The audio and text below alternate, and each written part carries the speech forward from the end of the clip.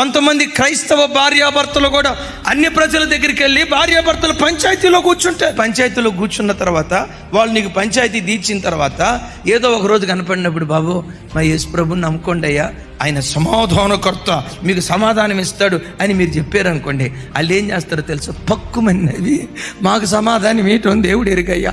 ఎవరి నామం అవమానపరచబడుతుంది? దైవజనమ, ఒకవేళ దేవుని నామానికి నీ ద్వారా అవమానం కలగబోతుంది అని అంటే, రేపు కలగబోతుందంటే ఇట్లా నువ్వు ఉండు. ప్రభా, రేపు అవమానం కలగబోతా ఉంటే ఈ రోజు నన్ను చంపేసే ప్రభా. క్రైస్తవులు త్రాగుబోతులన్న ముద్ర, తిరుగుబోతులు, లంచగాళ్ళు, ఈ ముద్ర మాకు ఉండకూడదు.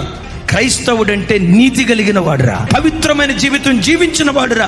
వాళ్ళ మాట అవునంటే అవును, కాదంటే కాదు. అబద్ధాలు ఆడరా, వాళ్ళు మాటలు మార్చర్రా, మోసాలు చేయర్రా. వాళ్ళు కోటికి పేదోళ్ళైన నీతిలో ఐశ్వర్యవంతులరా. ఆ పేరు, దేవుని కీర్తి ఖ్యాతి నీ ద్వారా రెపరెపలాడునుగాక.